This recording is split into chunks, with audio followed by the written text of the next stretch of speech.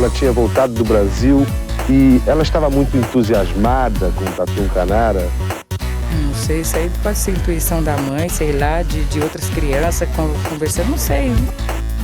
10! Nota 10! Você vai gostar, hein? Bebê diabo parou o táxi na avenida.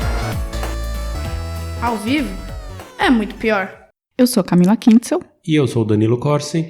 E hoje eu vou contar para vocês a história da revolta da vacina, quando o Rio de Janeiro, na época capital da República, decidiu que não queria ser obrigatoriamente vacinado contra a varíola.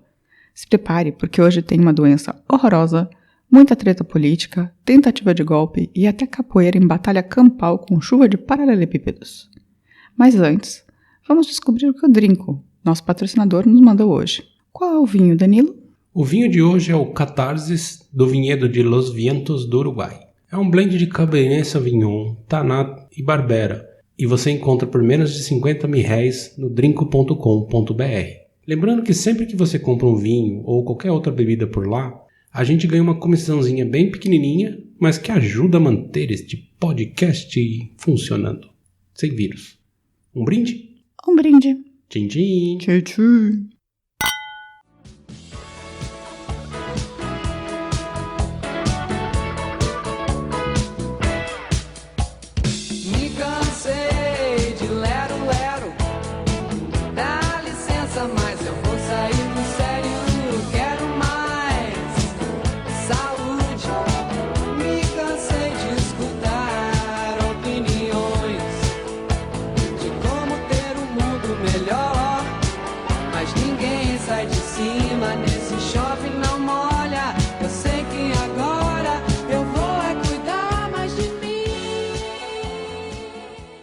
Vamos lá.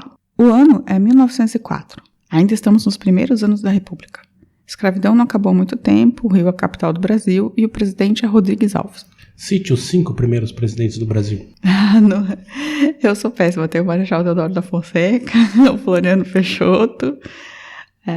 Antes do Rodrigues Alves, acho que foi o Campos Salles. Também não sei de cabeça. O Prudente de Moraes. Acho que o Rodrigues Alves se pá era o terceiro ou quarto civil. Acho que ele foi o segundo civil. Não sei. Enfim. Pô, sacanagem. Ninguém sabe. Não. Você ouvinte, tente aí. Cite os 5 primeiros presidentes do Brasil de cabeça, sem colar. Dividindo entre militares e civis. Bem, um dos maiores desafios dos primeiros presidentes civis da República era justamente fazer com que o Brasil deixasse de ser um estado puramente colonial, como na época do Império, e entrar no novo século como um estado autônomo, moderno, pronto para o novo tempo. O Rio, no entanto, tinha alguns problemas. Desde sempre. Desde sempre. O primeiro era o porto, que precisava ser modernizado para deixar aportar em navios grandes, de carga ou passageiros. Basicamente, o calado era muito baixo, da Baía de Guanabara, então os navios tinham que parar numa certa distância, eles pegavam barcos menores para trazer as pessoas que estavam vindo, sabe? Sim, estrutura no Brasil sempre deixou a desejar, né? Era horrível. O segundo problema era a estrutura da própria cidade, com muitas vielas e cortiços, ruas muito estreitas que não ajudavam no processo justamente de escoar as mercadorias do porto. Aí vem o terceiro problema, as doenças. As principais da época, peste bubônica, febre amarela e varíola. Mas teve peste bubônica no Brasil? Teve muita peste bubônica no Brasil. E febre tifoide também. Não, febre tifoide sim, mas peste bubônica nunca tinha ouvido falar que tinha tido no Brasil. Teve peste bubônica no Brasil. Quem erradicou a peste bubônica no Brasil foi Oswaldo Cruz, como veremos logo em seguida. Sim, e o pulso ainda pulsa. Não, você vai ver, é bizarro. Para você ter uma ideia, na época o Rio era chamado de cemitério dos estrangeiros, tendo muito europeu sido avisado para não descer do barco no Rio e ir direto a Buenos Aires. Basicamente as pessoas desciam e morriam. Naquela cidade imunda, morriam basicamente ou de peste bubônica ou de febre amarela. Mais febre amarela. Febre amarela, era epidemia atrás de epidemia atrás de epidemia. Peste negra. Peste negra. Bem, o Rodrigues Alves, presidente desde 1902, tomou para si esses problemas, decidindo modernizar e sanear o Rio de Janeiro durante seu mandato. Digamos que o problema não foi tanto o que ele queria fazer, mas como ele decidiu fazer isso, esse saneamento da cidade. As obras do porto foram comandadas por Lauro Miller e melhoraram bem o aporte dos barcos. Mas as cidades a que esses barcos atracavam era o problema. Suja, sem estrutura e cheia de doenças. Então, tipo, até melhorou o porto, a princípio, mas a cidade, lixão, tá? Tipo 2020. Não, muito pior. A ida de muitos brasileiros do interior para o Rio de Janeiro, além de novos imigrantes e pessoas recém-libertadas da escravidão, fez com que a cidade triplicasse sua população em 30 anos. Com isso, simplesmente não havia espaço para todo mundo. A cidade foi de, tipo, 250 mil habitantes para 1 milhão em 30 anos, sabe? Foi uma coisa... É um crescimento bizarro. Mesmo. Bizarro. E não havia espaço para todo mundo. As casas grandes coloniais acabaram sendo divididas em quartinhos transformados em cortiços. E esses cortiços só pioravam as condições já horrorosas de higiene da cidade. Basicamente, famílias moravam num pedaço de quarto. Uma proto-favela.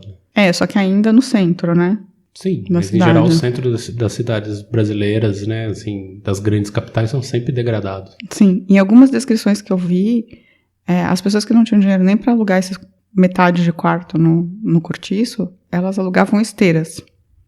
Então tinha uns... Dormia na praia? Não, eram umas casas que na verdade eles pegavam tipo o último andar ou penúltimo andar e colocavam um monte de esteira no chão, até 80 por sala, e dormiam tipo 80 pessoas. Vai dar merda, capitão. Então. Bem, mas nessa época surgiu o prefeito do Distrito Federal, o engenheiro Pereira Passos. Distrito Federal, porque o Rio era a capital, né? Era a capital, era o Distrito Federal, e ele era o prefeito do Rio, Distrito Federal. O engenheiro Pereira Passos, ele era um cara que fazia as coisas acontecerem, digamos assim. Foi dada a ele a incumbência de criar uma nova cidade, com ruas mais largas, bulevares e uma cara de cidade burguesa republicana que o Rio queria ter. Assim foram decretados os famosos bota abaixo, demolições de cortiços e outros edifícios para abrir espaço para ruas mais largas e praças. Só que você pode imaginar como isso foi feito em 1903, 1904. Não, mas isso foi feito também para... Agora eu não lembro, acho que foi a Olimpíada, não lembro se foi para a Olimpíada ou para a Copa, que tiraram ali do lado do Maracanã, a galera, né? Sim, foi feito novamente depois, mas assim... Então, desde sempre se faz isso no Brasil. Desde sempre se faz isso, só que isso foi feito muito à revelia de todo mundo que tava lá, sabe? Sim, essa também na favelinha que tinha lá também. Então eles chegaram basicamente demolindo, botando abaixo literalmente bairros, assim, tipo, ruas, quadras e mais quadras, e tipo, eles desalojaram 14 mil pessoas, mais ou menos, com esses bota-abaixos, e diz que tinha mais de 1.000 casas derrubadas. Ou seja, a população não estava completamente feliz com o que estava acontecendo, assim, né? Pelo menos não os mais pobres. Basicamente, tipo, essa remodernização do Rio, modernização, estava sendo muito à custa dos trabalhadores e eles estavam sentindo. E aí, por último, para completar o trio do incômodo, veio o Oswaldo Cruz, que era um médico sanitarista muito importante e também muito cheio de si, vamos dizer assim. Nessa época ele não tinha nem 30 anos, tá? Mas ele já era considerado gênio. Primeiro ele decidiu acabar com a febre amarela no Rio de Janeiro, que já havia matado uma galera. Aliás, teve uma epidemia de febre amarela no Brasil que, tipo, quase acabou com Campinas, quase acabou com o Rio. E vou guardar essa para um episódio futuro. Deve acontecer de novo. Deve, mas é incrível, assim, tipo, essa história é bem, bem bacana. No futuro vocês vão ver. Mas assim, Oswaldo Cruz queria acabar com a febre amarela no Rio e ele decidiu borrifar veneno nas casas para acabar com os mosquitos. Naquela época ninguém sabia, ninguém acreditava muito nele, ninguém sabia que a febre amarela era transmitida pelos mosquitos. Mas Oswaldo Cruz já sabia, porque ele tinha ido para os Estados Unidos e, não sei se vocês sabem, mas os Estados Unidos também teve epidemias enormes de febre amarela que quase acabaram com a cidade. No sul dos Estados Unidos. Né? Sim, onde eles acabaram com os mosquitos e acabaram com a febre amarela. Tanto é que hoje em dia não tem febre amarela nos Estados Unidos. Mas enfim, o Oswaldo Cruz sabia dos mosquitos e ele resolveu entrar na casa das pessoas à força e borrifar veneno, matar todos os mosquitos. E matou todos os mosquitos, todos os aedes egípcios e acabou com a febre amarela no Rio. Bom, né? Muito bom. Sucesso do senhor Oswaldo Cruz. Aí o Oswaldo Cruz falou, bem, agora que eu acabei com a febre amarela, vamos acabar com a peste bubônica. Como que nós vamos fazer isso? Ele resolveu que ele ia comprar ratos. Então, você ia lá na sua casa, se achasse ratos, você pegava os ratos, prendia e levava até um posto de troca de rato por dinheiro e ganhava uns R$1.000 pelos ratos apreendidos. Muita gente ganhou dinheiro com isso, até que umas pessoas decidiram que iam criar ratos para vender para Oswaldo Cruz. Basicamente, teve uma galera no Rio que começou a criar rato. E aí criava os ratos, pegava os próprios ratos e vendia por uns troquinhos. É uma grana, ué, tá certo. Senso de oportunidade, né, do brasileiro. Aí, mas assim, deu certo também. Eles diminuíram muito o número de ratos e a peste bubônica basicamente foi extinta do Rio de Janeiro. E aí, vinha a terceira grande doença a ser acabada, né, para esse momento de burguesização do Rio de Janeiro, para ele ficar essa cidade moderna que eles queriam, que era a varíola. A varíola é uma doença bem escrota, violenta, muito, muito violenta, e ainda bem está erradicada no mundo. E está erradicada justamente por conta da vacina. Da vacina. Mas a varíola tem nos arsenais, tanto russo quanto americano, norte-americano eles têm para soltar se precisar. Na verdade a varíola, ainda existe alguns tipos de varíola que são de outros animais, assim, né? Essa varíola humana, digamos, que foi exterminada totalmente. Enfim, a vacina da varíola, na verdade, foi a primeira vacina inventada no mundo, sabia? Não fazia ideia. O nome vacina, inclusive, vem da vacina da varíola, porque a varíola na verdade, vem da varíola vacinae, que em bom português é a varíola bovina, ou da vaca. Vatinae, vacinae, vaca, varíola da vaca. Esse nome é justamente porque a vacina da varíola humana é feita a partir do vírus da varíola bovina, que é muito mais leve e não mata. Então, na verdade, em 1796, eu acho, um cara estava olhando as tiradoras de leite de vaca e ele percebeu que elas não pegavam varíola nunca. Estavam imunizadas. E aí ele percebeu que as vacas tinham um tipo de varíola e essas mulheres... E aí ele resolveu pegar um pouco dessa varíola da vaca e aplicar nas pessoas para saber se conseguia imunizar as pessoas. E essa varíola vacinae, que eu não sei o que é, virou a vacina de varíola e o nome vacina vem daí, de vaca. Tá de parabéns esse rapaz aí. Não, incrível, não é? Mas assim, e inventou a vacina, em geral, assim, conceito de vacina. E que pessoas até hoje ainda acham que não é bom, né? Que é um conceito, aliás, gente, é um conceito maravilhoso, tá? Vamos lá. Enfim, o Oswaldo Cruz tinha a ideia de começar a imunizar todo mundo do Brasil, assim como tinha sido feito na Alemanha em 1875, na Itália em 1888 e na França em 1902. Para isso foi aprovada uma lei no Congresso, a Lei da Vacinação Obrigatória contra a Varíola. Tá precisando reeditar essas leis aí, né? Então, mas não deu muito certo. Não importa. Como veremos. Deu certo. Enfim, a lei foi publicada no dia 9 de novembro de 1904. E já a partir daí começaram os protestos. Primeiro, o povo já estava meio de saco cheio de ser esculhambado, sendo despejado, jogado de um lado para o outro, invadir a casa para jogar veneno de mosquito. Enfim, eles estavam de saco cheio. Depois, ninguém gostava muito do Rodrigues Alves, que estava sendo sustentado pela elite paulista. E aí tinha toda aquela treta entre os cariocas e os paulistas que existe até hoje, mas, ninguém gostava muito do Rodrigues Alves. E o terceiro ponto é cultural. Mulheres e a vacina. O que isso significa? A galera começou a achar um absurdo as mulheres serem vacinadas por homens desconhecidos, que teriam acesso aos abraços nus ou, valei-me Deus, uma coxa, uma nádega, que era onde a vacina deveria ser aplicada. Entendeu? Entendi. Faz sentido dentro dos costumes da época, mas assim, é tão bizarro que, pelo amor de Deus. O argumento é que não havia um lugar bom o suficiente para uma mulher de respeito ser vacinada, porque ia ser vacinada por um homem desconhecido, tinha que ser num grupo muscular desses grandes, braço ou bunda, né? Então, isso virou um escândalo e as mulheres não queriam ser vacinadas à força, por estranhos. Aí vem também a oposição, louca para insuflar a população contra o governo. Em especial duas oposições diferentes, os monarquistas, que haviam perdido poder não há tanto tempo, e os militares, que acreditavam que o Brasil deveria ser governado por eles. Você acha que muita coisa mudou desde então, Danilo? Se você levar em consideração que, assim, isso é 1904. Já tinha tido um golpe militar para derrubar a monarquia, né?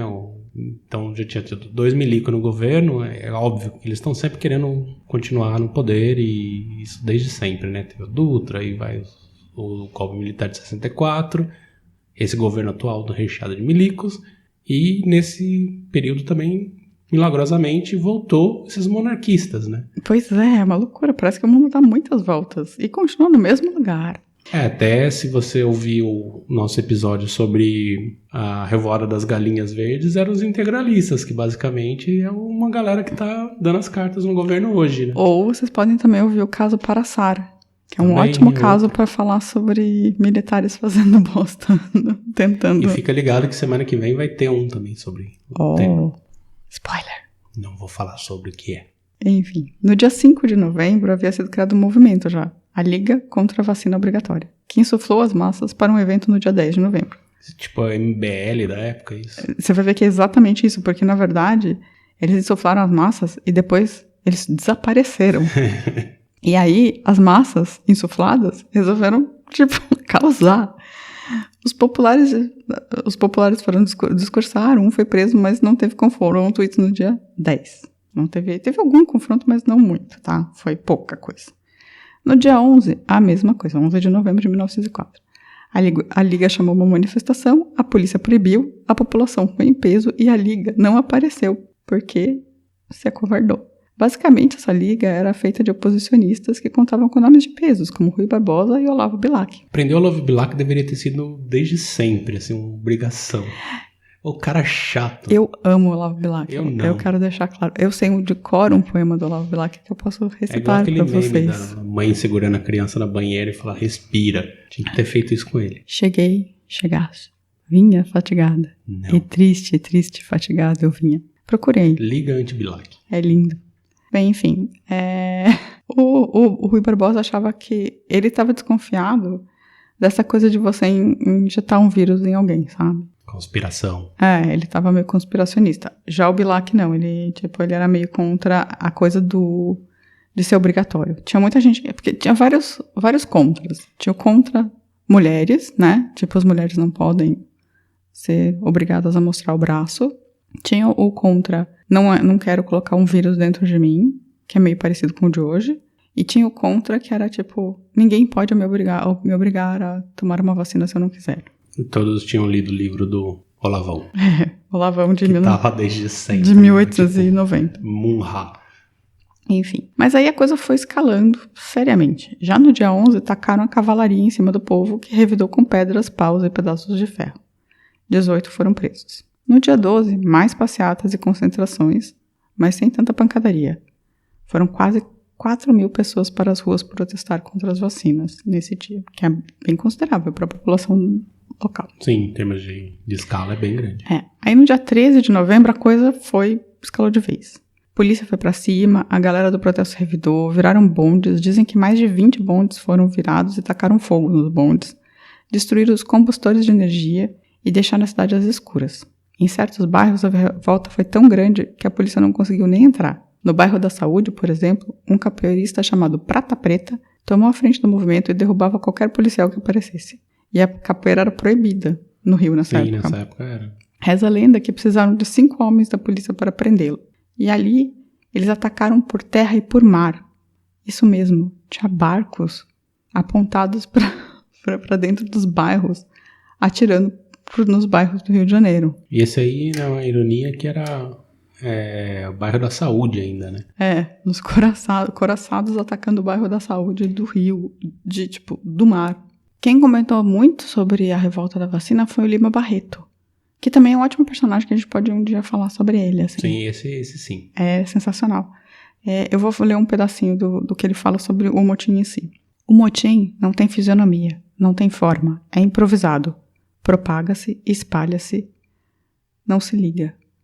O grupo que opera aqui não tem ligação alguma com o que tiroteia acolá. São independentes. Não há um chefe geral, nem um plano estabelecido. Numa esquina, numa travessa, formam-se um grupo de 6, 10, 20 pessoas diferentes, de profissão, inteligência e moralidade. Começa-se a discutir, ataca-se o governo, passa o bonde e alguém lembra, vamos queimá-lo.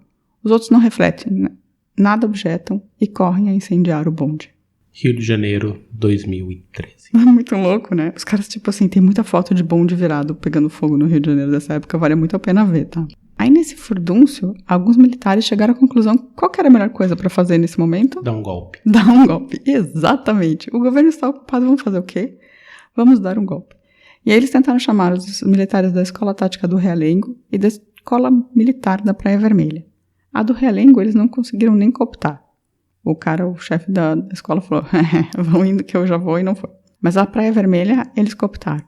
A questão é que os caras se enrolaram tanto, esses militares, que iam dar o golpe, que o governo ficou sabendo e se preparou. E aí ele se defendeu. Deu tudo errado e o governo ainda aproveitou, o Rodrigues Alves ainda aproveitou os barcos de guerra que estavam para defender a cidade para destruir a escola de Praia Vermelha a bala de canhão.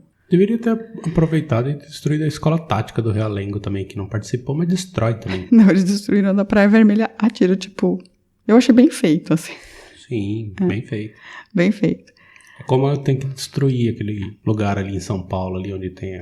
Não é escola militar, é onde sempre... Todas as merdas que o militar fazem... Círculo militar? Não é um círculo militar, é um lugar ali em São Paulo, na Cena Madureira ali, que é... Não é tipo escola de guerra, mas é sempre onde... Dá merda. Enfim, a escola militar eu achei engraçado. E eles queriam usar o dia 15 de novembro, que é a proclamação da República, justamente num momento, sabe, meio... Para dar um outro golpe que eles já tinham dado em 15 de novembro. Exatamente, e para reforçar que deveriam ser os militares a tomar conta do Brasil. Não deu certo. Pintar meio fio. Então, no dia 16 de novembro, depois de chamar literalmente a polícia, os bombeiros, o Exército do Rio, depois o Exército de outros estados e a Guarda Nacional, o governo de Rodrigues Alves conseguiu tomar o controle da situação. Não sem antes revogar a vacinação obrigatória, é claro. E para a galera que se insurgiu, prisão. Ou podia ser ainda pior, porque centenas de pessoas foram enviadas para o Acre, em um degredo. Pro Acre? Eu nem sabia que isso acontecia, ser degredado no Acre. Mas nem foi o Inferno Verde, né? Não, foi antes. Isso é uma história interessante. Em 1904, eles degredaram centenas de pessoas da revolta da vacina no Acre. E parece que as pessoas que eram presas, eles meio marcavam, assim, ou com chibatadas ou com lanças, assim, para que a polícia, depois que elas fossem soltas, ficassem sabendo que tinham sido amotinadas em algum momento. Cruel. Eu achei bem cruel, assim, mas eu achei interessante saber que isso podia ter acontecido, assim, aconteceu. O Rodrigues Alves terminou seu mandato e, já velho, chegou a ser eleito novamente presidente do Brasil. Dessa vez, porém, acabou morrendo em outra epidemia, a da gripe espanhola, que a gente já contou. Presidentes morrem durante epidemias. Alguns presidentes morrem durante epidemias. Presidentes brasileiros morrem durante epidemias. Pandemias, no caso. Nesse caso da gripe espanhola, sim. Que aconteceu entre 1918 e 1919, um século atrás, exatamente.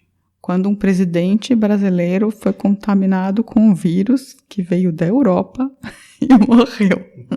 Olha só. Não tô falando nada. E aí, Danilo, você gostou da história? Não, a história é interessantíssima, assim, e na verdade chamam de revolta da vacina porque ela só foi o gatilho, né? Porque no final das contas a galera tava puta já com várias outras coisas. Na verdade, a vacina foi o gatilho final. Foi, né? O gatilho foi o final, foi muito engraçado. Foi, como que chama? A tampa, assim, né? Tipo, quando as pessoas já estavam pelas tampas, assim, que, tipo, falam, não, ok, eu não quero ser vacinado. Mas, assim, eu vou te dizer que o Rodrigues Alves, ele não estava errado, de alguma forma, sabe? As mudanças que ele estava fazendo no Rio eram boas, eram mudanças urbanísticas boas, assim. Sim, mas tem jeitos e jeitos de conduzir uma coisa, né? Sim, o problema é como foi conduzido. E o problema é que tanto os três grandes caras que fizeram as coisas, que é o Lauro Miller, o Pereira Passos e o Oswaldo Cruz, os três eram muito competentes, mas extremamente arrogantes, assim. E aposto que desde essa época também, assim, nunca foi pensado. Eles queriam fazer a renovação do Rio de Janeiro, mas duvido que eles tenham planejado. E o Rio daqui a 30 anos, assim, tipo, só abre a avenidão aí, só. Não, mas eles estavam pensando... tem um outro pensamento por trás disso. Plano diretor. Dizem que o Pereira Passos, ele também pensou em fazer isso dessa forma larga, digamos assim, ter ruas largas, exatamente para evitar esse tipo de revolta também. Porque as cidades coloniais, como elas eram muito feitas de vielas e ruas mais estreitas, é muito fácil a população se revoltar, sabe? E a polícia... isso é a base da construção soviética, né? E a polícia não conseguia chegar. Então, isso também era um motivo para ter controle sobre o Distrito Federal, era ter essas ruas mais largas, sabe? Tanto é que, durante a falta da vacina, teve um dia que os caras foram pro catete, assim, tentar atacar o catete. Só que, tipo, não conseguiram chegar, sabe? Porque tinha mais militares e policiais lá. Mas, assim, era fácil, era de fácil acesso. Então, abrir as ruas fazia com que as pessoas pudessem, o governo pudesse ter mais controle. Enfim, mas é isso, essa história. E eu queria dizer também, antes de acabar, que quem se interessar por essa história, vale a pena ler o livro do Nicolau Shevchenko, chamado justamente A Revolta da Vacina. Ele é curtinho, tem 80 páginas, 85 páginas, e é incrível, conta muitas coisas. E eu achei uma curiosidade bem engraçada que o Nicolau dedicou esse livro, que foi escrito em 85, 84, justamente ao povo da Vila Socó. Olha só, o povo da Vila Socó, que a gente contou semana passada. Então eu achei muito impressionante, porque coincidência total, né? Eu fui ler o livro sobre a revolta da vacina, né? O cara tava dedicando o livro aos mortos da Vila Socó. É isso, mais alguma dúvida sobre vacinas? Vacinem-se. E também, agora que a gente tá passando por esse momento de essa pandemia, acho que vale a pena avisar. Lavem as mãos, né, amiguinhos? Uma mão lava outra mão. Lavem as mãos, fiquem em casa, evitem contaminar idosos, por gentileza. O pulso ainda pulsa.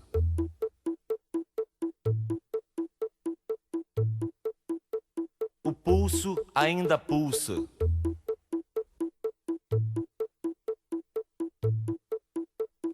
Peste bubônica, câncer, pneumonia. Raiva, rubéola, tuberculose, anemia. Rancor, cisticircose, cachumba, difteria. Encefalite, faringite, gripe, leucemia. E o pulso ainda pulsa.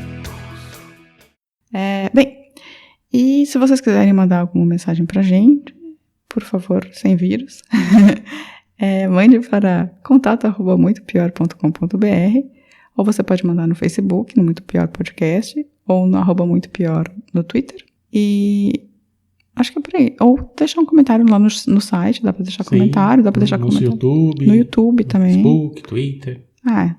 Entre em contato com a gente adora que as pessoas entrem em contato com a gente. E aproveite que a quarentena e compra lá no drinco.com.br.